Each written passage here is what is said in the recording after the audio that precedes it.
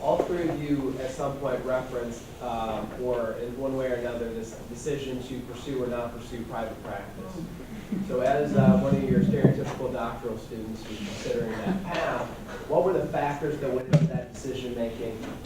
Okay. I didn't want to sell my professional skills for the money. I felt a calling. By the way, Tony's in private practice too. He'll have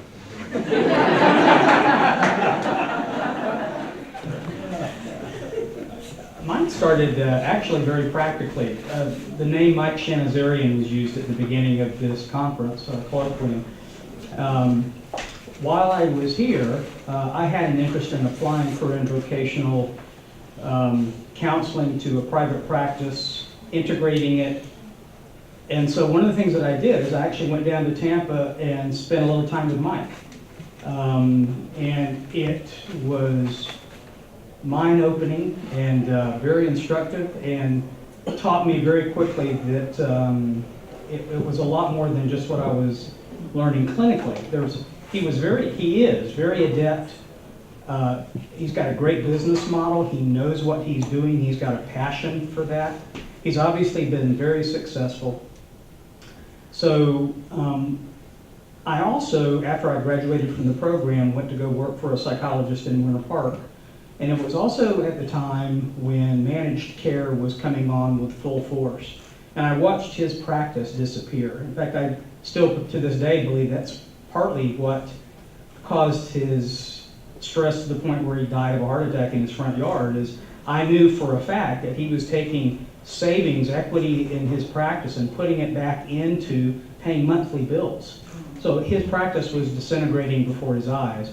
And I saw that too, so I'd be remiss if I didn't say that that was probably part of it. And putting myself in his shoes, I didn't want to honestly make the commitment to be away from my family nights and weekends, to do what it took to make that private practice go. My family was too important. I've turned down jobs so that I wouldn't have to be away when my kids were small. So that was part of it too. Well, as I said earlier, I actually didn't have this in mind, and had worked in a private practice in Tallahassee for a period of time, worked in Thomasville with a physician, and actually, these days the idea of integrated care is becoming more and more interesting and is being promoted professionally. So to be honest, my decision to do this had to do with personal reasons. I was just experiencing a personal situation, the nature of which required a major pivot, and it was a way of just removing myself from one situation and trying to find something to take its place, albeit temporarily. But as I said, it was extremely exciting. It was an incredible adventure, and now and it's funny, I talked to my wife about this when I retired, and I am embarrassed to admit this. There were, when I left, only 2 GS-15 psychologists in the Bureau of Prisons, and I was one. And I actually had a significant amount of authority and power. And 6 months after I retired, I had already begun to transition to private practice. About 6 months after I retired, I found myself waking up at night, and I would not have predicted that this would happen, but it was sort of the loss of this sort of prestige, and, going to different prisons, being recognized, being asked to do this and that. But now, if you ask me to go back, and not because I don't think it was a great ride, it was a terrific ride. And if you haven't thought about it, I encourage you to think about it. It's very exciting. if you're of that persuasion. But if you asked me to go back now and paid me twice as much, and mind you, when I left 10 years ago, my package, that is my core salary with benefits, 401k contribution was $200,000. That's 10 years ago. So if you said to me, Tony, I'll pay you $400,000 to go back, I'd say no. And not because I didn't like it wasn't a great ride, but because I get up when I want, I go to sleep when I want. I don't have to deal with some, I don't have to try to negotiate situations that I no longer want to negotiate with people. Tony, maybe you can spend just a moment talking about what you're doing with private practice right now. Well, I mean, as soon as I left, I started getting called from U.S. attorneys to actually, my role was to review forensic sexual evaluations done by people in the private sector, most of which underestimated the degree of risk. And so the U.S. attorney would call and say, can you take a look at this evaluation? And then I would essentially tear it apart. And in all of those cases, the defense withdrew. And those incidentally generated as little as $3,000 and as much as $10,000 per evaluation. So there are things that you can do. I mean, in the federal system, you've got a 20-year career. So if you're young and you go into that, you can actually attain a skill set that you can market in a lot of different settings. Again, whether you have a master's degree or a PhD. Now I see anxiety, depression, mainly existential issues, stations in life. Am I where I should be? DC is very competitive. You have a lot of smart young people there, so there are a lot of. Although I will say, as I'm getting older, I'm actually developing a greater interest now in gero psychology. So I'm seeing a greater number of Medicare patients. I relate to it now. It's amazing how the older we get, the more interest we have in geriatrics. I think some theorists did that too. So, other questions? Yes. Do I understand correctly then that you were not in the, did not work in private prisons? You would not consider these private, right? None of you? No.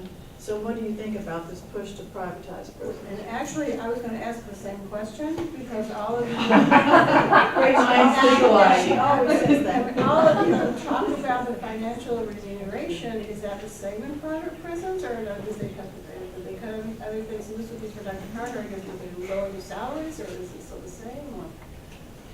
Okay, you want to start? Sure. There is such an entity as a private prison. In my presentation, what I was presenting was the idea of a state-run prison, and we embedded in that a privately run vendor providing health care services. They do get paid more, at least the vendor that's in our state system now, than what a state-paid psychologist would have prior to privatization. You asked me my opinion of it. I'll repeat what I said in my presentation, and out of that text that I paraphrased. When you provide services for private gain, and you do it inherently in a semi-private setting so that there is minimal oversight, and you're privatizing that function. I think there are some things, I mean, I'm a fairly conservative guy in general, but fairly progressive when it comes to prison, and that should be obvious, prison health care because of my involvement in it. I just don't think there are some things that you don't privatize, and health care is one. I don't think I think you'll have different opinions of that. Mine is that I think there is some good element to it, but I think it's too fraught with problems. Too big of a list. And some of that has come to fruition in our system and other states as well. So, I mean, as regional administrator, I did go to a number of private prisons because it was a time that the federal prison system did contract out with federal private prison corporations like Correctional Corporation of America, for example, among others, Wackenhut, I think is another one, to house low security inmates. But I can't agree more with Neil. I abhor private corrections. I can't say it in any other way. They're in it to make a profit, and they may argue. But I remember being called to say, well, we have this inmate who's having problems. Well, don't you have somebody there? Yeah, we contract with a private vendor to come in once a month or one day a week or something like that. Well, you're dealing with an institution that has like over 1,000 inmates, and I mean, what can you do if you come in once a week or once a month? So its purpose is profit. It does nothing for public safety as far as I'm concerned. Now, tragically, in my opinion, a lot of I was asked to consider going into private corrections. A lot of it just happens in the federal government, right? And without getting tangential, I mean, it happens in just about every government agency. You have people who develop an expertise, and then they're recruited by the public sector. Sometimes it involves good people doing good things, and sometimes it just involves people pursuing, financial gain. I guess you can't condemn people for doing that, but as far as corrections goes, it doesn't really serve a constructive purpose as far as public safety and rehabilitation is concerned. To me, this country incarcerates way too many people. We need to educate better, raise better. And anywhere we can somehow cut down on the business of prisons and still maintain people's safety and health. Our community mental health services used to do a heck of a lot more than they're allowed to do nowadays because of budgets. And prisons is a major industry, so I'm not real big on private, but I really don't speak from experience on that. I speak from the fact that I thought it was a natural job in the system that we're in. Hey, good questions? So I am a practicum student at FCI Mariana right now, but aside from that site, the program doesn't necessarily have like a forensic track or other sites that we can kind of go to get more experience like this. So do you have any recommendations for someone who's interested in a correction setting to kind of skills to work on or other experiences to kind of seek out that would fit in that setting? It's a great question. So we don't have a forensic track, and so in advising students who we know want to end up working in a prison setting, internship or for a career, what would it be some of the internship or practicum experiences or coursework maybe that you would recommend? That's an excellent question. In fact, I'll probably let these two guys handle it because in a prison setting, you run up against very complex clinical cases. You'll have inmates come in with head injuries, substance abuse issues, dually diagnosed, personality disorders that live at the same time with major Axis 1 disorders, family dysfunction. So one of my first responses would be to recognize that the way you approach your conceptualization of patients be expanded to incorporate knowledge in as many general areas as you can, and if that means taking another course in another department. Psychology, if you think about it, touches a lot of other disciplines. It touches political science, economics, and certainly sociology and corrections. So additional training, coursework, if you haven't had a lot of experience with testing and evaluation, that would be that's been a niche for psychologists for a very long time. I would certainly encourage you to do that. Leadership, I mean, like Tony was saying, that's a really important element of what psychologists do in a system, not only in terms of their own discipline, but also in working with other disciplines, medical, security, vendors that come in to provide services. Your leadership in terms of putting that together and making that work as a whole does take some very specific leadership skills and the ability to work a system and organize a system that's responsive to those different needs. So that would be another suggestion, is expand your gaze on other departments on the campus, or even in terms of additional training that might help address some of those things that I just brought up. Yeah, it's been a while. I don't remember. What security level is Mariana? Medium and minimum employment. Okay, all right. So I think, again, echoing what Neil said, I think you can take some courses. You can take some courses in criminology, you can take some courses. The faculty may want to consider creating a course. The thing I would recommend, you're in a medium security facility, so I'm not sure how tightly controlled you are. Pretty tight. Pretty tight. So, I mean, what happens if you say, look, I'd like to learn how to administer a psychopathy checklist? Would that be acceptable? Probably. Okay.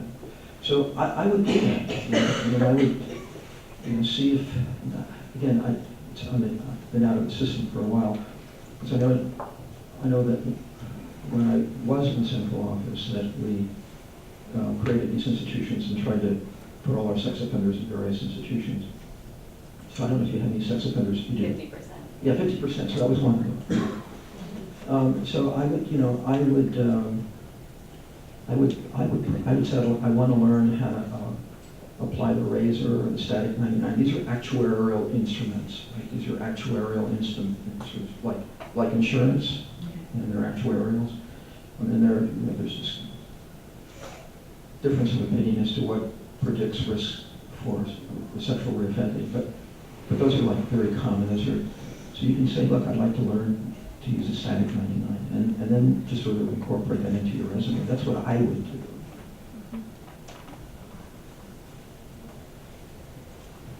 Well, I was more of a generalist, obviously. Not the experts that these guys are. But the more you can learn about substance abuse, the more you can learn about crisis intervention, the more you can learn about trauma treatment. I mean, those are the big issues that I think prevail through our departments of treatment in America. And so, I volunteer with the crisis hotline or something like that, suicide prevention. Just get involved with different organizations, and if you got the time to volunteer, practice some of that stuff. And maybe just work at the homeless shelter one night every once in a while. Because, you see a lot of those people incarcerated sooner or later, unfortunately. Thank you. Yes? I wanted to follow up on that, Al, and Tony too, and Neil, I don't know if you're a veteran. No. You guys are Vietnam era veterans, and back in the day, I used to handle the veterans benefits for FSU as Vietnam War was winding down, and they didn't have the PTSD designation yet. Nobody had discovered that. And what I'm wondering is, in your work, if your experiences as veterans served you in any way, and are you seeing any kind of resurgence in the prison population as a result of the recent wars and the displacement? I know current veterans are availing themselves of more services, and we have more sophistication about that. But did that impact on your Other than what, Al, what you said about preparing you for the job. You want to answer it? 'Cause you're- Well, I mean, I can't speak to having been a veteran, and these guys can, perhaps, but certainly there has been an uptick and an increase in the number of incarcerated veterans coming back from when we first started in the Gulf War back in. I mean, I remember where I was, as I'm sure a lot of you do, when the shots were first fired. I'd just gone down to Caps with my wife to sell a car and came back. It was in 1990. And came back, and my wife and I sat down in front of the TV, and it had started.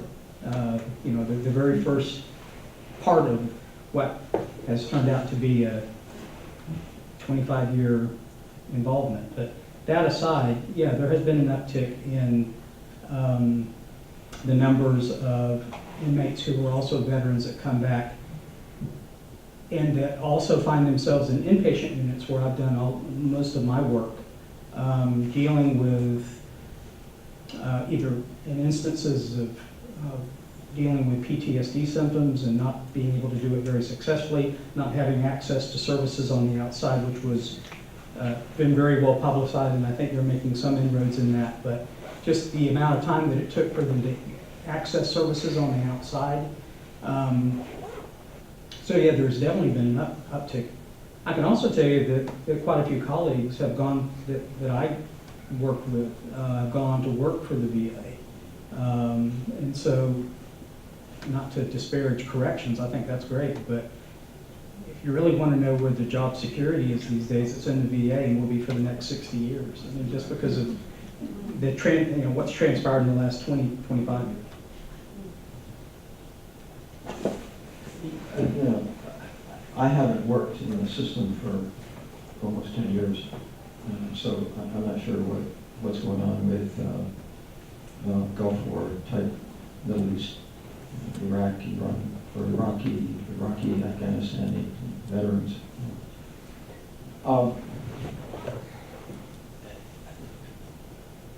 Being a veteran actually helped me